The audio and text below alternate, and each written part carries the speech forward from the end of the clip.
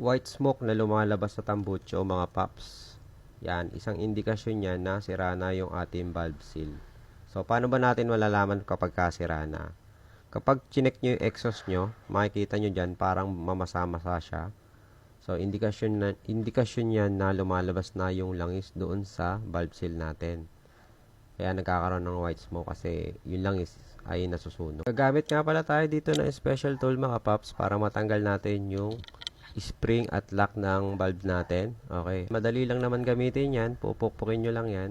And then matatanggal nyo na yung valve lock natin. After matanggal, ayan, nakikita na natin yung valve seal. Yan. Hahatakin lang natin siya gamit yung plies. After nating matanggal, ito comparison nung lumang valve seal tsaka yung bago.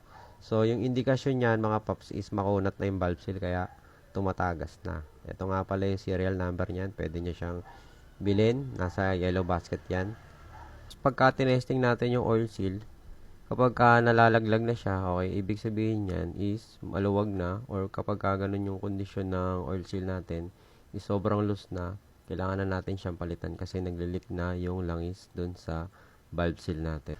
And then after nating matanggal, okay, ikabit lang natin yung bagong valve seal natin. Okay, so madali lang yan ikabit. Ilalagay lang natin gamit ang kamay. Then itutulak lang natin yan. Pag meron kayo narinig na parang click, ibig sabihin pumasok na yun, nakalapat na yun. And then pagbalik ng spring, so meron yung orientation mga paps. So yung makitid na spring is dapat nasa ilalim yan. And then yung malaking gap ng spring, dapat yun nasa taas yan.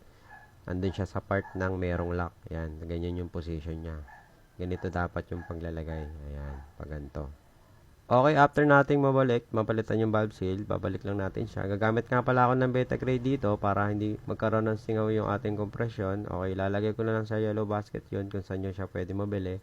Okay, gagawin natin dito is applyan lang natin siya ng manipis na Betagray. Ayan, kagaya nito. Applyan natin yung buong metal plate. Okay, tapos ibabalik lang natin yan. Okay, after makabit, ayan, nabalik na natin lahat. Testingin natin yung ginawa nating pagpapalit ng valve seal. Ayan, wala na siyang usok na lumalabas sa tambucho.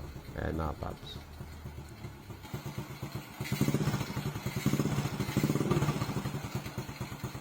Ayan mga paps, bali wala na siyang usok. Ayan.